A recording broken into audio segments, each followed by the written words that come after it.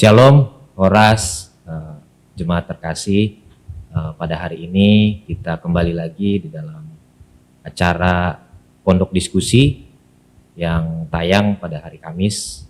Hari ini kita akan membahas tema yang berkelanjutan juga dari hari Selasa kemarin yang sudah tayang di channel YouTube KBP Limo. Hari ini kita akan khusus membahas tentang Sinode Godang HKBP.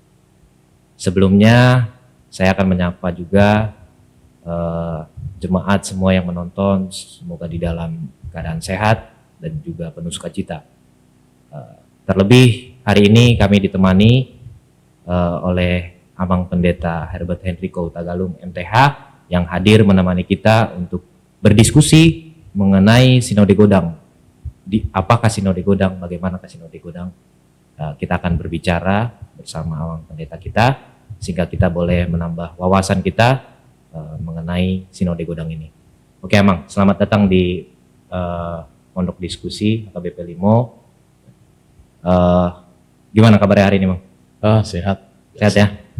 Luar biasa. Kita penuh terus sukacita. Langsung saja, Mang, kita ke pertanyaan. Boleh. Mengenai yang agenda yang akan dekat oleh HKBP, oleh Hatopan mengenai Sinode Godang. Tapi sebelumnya, Mang, Sinode Godang ini apa sih? Ya, kalau Sinode Godang itu adalah sebenarnya rapat tertinggi dalam HKBP. Sinode itu adalah rapat khusus, rapat kudus yang bersama-sama dengan para majelis, perwakilan majelis dari berbagai penjuru yang ada di HKBP. Jadi bagi Sinode Godang, bagi HKBP, Sinode Godang itu adalah memang rapat yang diselenggarakan sekali dalam 2 tahun. Ada yang dinamakan dengan Sinode Godang Kerja, ada yang dinamakan dengan Sinode Godang Pemilihan. Jadi, berarti itu sekarang kita kalau nggak salah udah ke 67 ya, Mang, Sinode Godang kita ya. Jadi tadi Amang bilang ada Sinode Kerja dan Sinode Pemilihan. Itu apa, Mang, yang dilakukan di dalam Sinode Kerja, apa yang dilakukan dalam Sinode Pemilihan, supaya kita mengerti? Ya, dalam Sinode Godang Kerja, Sinode Kerja ini, itu memutuskan hal-hal yang sangat penting tentang strategi pelayanan dalam rangka mewujudkan misi pekabaran Injil di gereja kita HKBP. Sinode Kerja juga membahas hal-hal yang akan dilakukan oleh gereja diperhadapkan dengan situasi terkini, menjawab setiap tantangan-tantangan yang terbaru dan terkini, bagaimana gereja berhadapan dengan lingkungan, bagaimana gereja juga dapat melakukan hal-hal yang untuk memajukan gereja itu sendiri. Sementara Sinode Pemilihan itu akan memilih para pemimpin di HKBP, stockholder di HKBP. Mulai dari pucuk pimpinan paling tertinggi, Epurus HKBP, Epurus, Sekjen HKBP, para kadep, kadep Koinonia, Marturia, Diakonia, serta para preses. Para preses kita yang akan dipilih saat ini, Sinode Godang ini adalah 32 preses karena terdiri dari 32 distrik dari 101 calon preses pada saat ini. Jadi Sinode Pemilihan pada saat ini akan dilakukan pada mulai tanggal 2 Desember sampai tanggal 8 Desember 2024 bertempat di Seminarium Psikolog, di mana putusan dari berbagai resort dan lembaga berkumpul di sana. Akademik ya. Oke, berarti hampir 5 hari berarti, Mang, ya? Dari tanggal 2 sampai 8 akan Senin sampai hari Minggu, karena hari Minggu itu adalah merupakan hari pelantikan sebagai Epurus. Oh, berarti hari Minggunya langsung dilantik? Ya, Epurus terpilih? Ya, dan para presesnya. Oke, kita sudah tambah wawasan kita sedikit secara garis besar mengenai Sinode Godang. Ada lagi, Mang, pertanyaan. Jadi adakah calon yang telah ditentukan untuk dipilih nanti di Sinode Godang? Untuk calon pimpinan, pimpinan tertinggi yaitu Epurus, Sekjen dan Kadep itu tidak ditentukan dari distrik, tapi dia akan muncul pada saat Sinode Godang itu berlangsung, karena sesuai aturan kita ada aturan yang ditentukan, persyaratan yang ditentukan sebagai Epurus, sebagai Sekjen, dan sebagai Kadep, Koinonia, Marturia, dan Diakonia. Jadi mereka akan dipilih di sana. Tetapi khusus untuk para preses, calon preses ini telah ditentukan dari distrik. Ya sudah ada sebelumnya itu Sinode distrik. Jadi Sinode distrik ini akan memilih para bakal calon preses dan setelah terpilih menjadi calon preses. Jadi mereka lah yang akan dipilih di Sinode Godang. Jadi calon preses yang telah ditetapkan dari 32 distrik ini ada 101 yang akan dipilih. Dari 101 inilah dipilih menjadi 32 yang akan menjadi pemenang nantinya di dalam Sinode Godang kita di tanggal 2 sampai tanggal 8 Desember yang akan datang. Oke, Bang. Berarti lumayan banyak juga ya yang tidak akan menjadi preses dari calon-calon preses itu ya. Karena dari saat ini kita hanya memiliki 32 distrik ya. Oke, sedangkan calon preses 101. Jadi sebelum kita lanjut ke pertanyaan selanjutnya, kita akan melihat cuplikan tayangan mengenai Sinode Godang di tanggal 2 dan sampai tanggal 8. Mari kita saksikan. Kemudian transformasi internal HKBP, pelayan dan organisasi. Sistem mutasi harus dengan komitmen yang tinggi diubah, bukan berdasarkan like or dislike, tetapi berorientasi kepada merit sistem. Orang yang tepat di tempat yang tepat. Dan saya berjanji apabila Tuhan mengizinkan tidak akan melakukan apa yang sering disebut dengan balas dendam. Dan satu kemajuan besar yang dilakukan pada masa akhir ini, yakni sistem sentralisasi keuangan. Ini sudah sangat menjawab akan tantangan dan kesejahteraan bagi semua pelayan HKBP. Sekali lagi Tuhan yang mendirikan HKBP. Tuhan adalah pemilik HKBP. Masa depan HKBP ada di tangannya. Bersama semua pelayan dan warga HKBP yang dikasihi Tuhan, saya berkomitmen mempersembahkan hidup dan karunia yang Tuhan anugerahkan kepada saya untuk melayani gerejanya HKBP kalau peserta Sinode Godang memilih menjadi Epurus HKBP. Oke, kita masuk ke pertanyaan selanjutnya, Bang.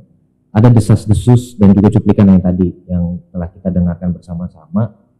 Ini akan ada yang ikut dalam kontestasi calon Epurus sebagai pimpinan HKBP tertinggi. Apakah calon tersebut sudah mempunyai haknya untuk mengatasnamakan calon Epurus? Ya, semua pendeta HKBP yang sudah memenuhi persyaratan berhak untuk mengajukan diri sebagai calon Epurus di Sinode Godang. Dan tentu sebagai orang yang punya niatan yang akan dipilih, nantinya dia juga bisa menawarkan kepada teman-teman yang lain bahwa dia akan maju sebagai calon Epurus tanpa ada pembatasan-pembatasan gelar-gelar akademik baik seperti S1, S2, atau S3. Semuanya itu tidak menentukan sebagai persyaratan untuk calon Epurus. Kalaupun ada yang punya niatan untuk maju sebagai calon Epurus pada Sinode Godang 2024 ini, tidak ada masalah bagi para bakal calon pimpinan ini.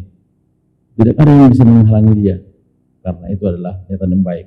Semakin banyak calon yang muncul untuk di Sinode Godang, maka semakin banyaklah pilihan kita menentukan Epurus yang akan kita pilih atau Sekjen atau Kadep yang akan kita pilih. Ya, berarti mungkin saja nanti akan bertambah ya, Bang ya, akan bertambah ataupun ya berkurang tapi jadi boleh. Ya, jadi memang belum pasti ya, Belum pasti. sampai di tanggal nanti masuk Sinode Godang di tanggal 2 sampai tanggal 8. Ya. Oke, terima kasih Abang, informasinya sungguh sangat membantu kami. Walaupun memang secara pribadi ataupun HKBP Limo sendiri tidak berangkat kan mempunyai hak suara untuk ke Sinode Godang, tapi kami percaya HKBP Limo ini terus mendoakan supaya pimpinan yang terpilih nanti adalah pimpinan yang terbaik. Ya. Jadi pertanyaan selanjutnya Bang, nih pertanyaan masuk kita pertanyaan terakhir di sesi kita ini. Amang kan sudah berpengalaman di dalam memimpin kuliah jemaat resort. Apa harapan Amang sebagai pendeta HKBP untuk pimpinan yang akan pilih ke depannya? Ya, pertanyaan ini cukup sangat membuat kita ya, harapan-harapan kita. Kalau kita sih berharap pimpinan ataupun pengurus HKBP yang akan terpilih adalah pendeta yang memahami segala pergumulan di gereja, baik tingkat kuliah, di tingkat resort, tingkat distrik, lembaga, atau PAN, karena seluruhnya itu punya pergumulan masing-masing di tengah-tengah gereja. Karena memang kita tidak bisa hanya mengandalkan kepintaran kita saja, tapi kita harus benar-benar melihat, berharap semoga calon pimpinan ini, yang terpilih ini terhindar dari segala bentuk beban-beban masa lalu atau beban-beban waktu silam yang membuat dia tidak bisa melakukan pelayanan sebagai pimpinan terpilih. Kita juga berharap pimpinan yang akan terpilih ini hidup dalam kesederhanaan, jauh dari pemimpin-pemimpin sekuler lain. Karena tentu sebagai pimpinan HKBP tidak lepas dari seorang pendeta. Pendeta adalah pelayan, gembala, hamba Tuhan, harusnya hidup sederhana. Dan pengurus yang terpilih adalah, kita harapkan adalah pengurus bagi semua HKBP, bukan hanya milik sekelompok atau milik orang-orang yang memilihnya saja, tapi seluruh jemaat HKBP, baik yang memilih maupun yang tidak memilih beliau. Dan saya juga berharap pengurus yang akan terpilih ini adalah pengurus yang lebih banyak melayani, lebih banyak berdoa, juga memimpin dengan hati yang tulus, jauh dari kepemimpinan yang agak jauh dari yang dikehendaki Tuhan, seperti kesombongan, seperti keirian, tapi justru akan muncul seorang pemimpin di tengah-tengah gereja kita yang betul-betul mau mendengarkan, mau dengan baik juga melayani dan terjun ke lapangan, ke tempat-tempat di mana ada gereja-gereja yang bermasalah, gereja-gereja yang bergumulan, sehingga pemimpin itu betul merangkul, bukan hanya memukul, tapi juga benar-benar mendoakan. Kira-kira demikian harapan kita. Sungguh luar biasa harapan memang ya. Ya semoga memang yang terpilih nanti sesuai dengan harapan kita semua bagi warga jemaat HKBP. Ya, mungkin juga Bang, kita berharap setelah ada pemimpin baru ini, gereja kita ini atau kita ini mendapat kunjungan juga tahun depan oleh Eporus yang terpilih gitu kan, karena selama ini kita belum dapat pernah kunjungan dari pucuk pimpinan tertinggi, khususnya Eporus. Jadi sebelum diakhiri Bang sesi kita ini, mungkin ada closing statement dari Abang. Ya, kita sebagai warga jemaat yang baik di gereja HKBP, tentu kita meminta bersama-sama dengan jemaat juga, dengan dua sama-sama berdoa untuk gereja kita.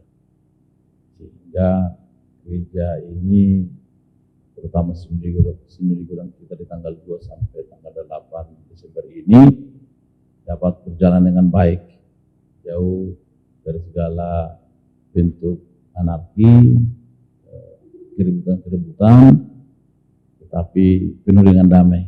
Dan harapan kita terpilihlah pengurus yang benar-benar mencintai gereja kita, mencintai Tuhan, dan juga orang-orang yang betul-betul tulus mau melayani dan sudah selesai dengan dirinya sendiri, tapi dia persembahkan hidupnya hanya untuk pelayanan dan untuk menuju gereja. Demikian. Terima kasih Bang untuk closing statement yang sangat luar biasa. Semoga harapan kita bersama Sinode Gudang dapat berjalan dengan baik. Siapapun pengurus yang terpilih adalah pilihan umat dan pilihan Tuhan. Semoga HKBP semakin baik dan terus berkembang dan serta tetap menjadi berkat bagi dunia. Demikian segmen diskusi untuk diskusi pada hari ini. Sampai jumpa di kesempatan selanjutnya. Tuhan Yesus memberkati. Horas.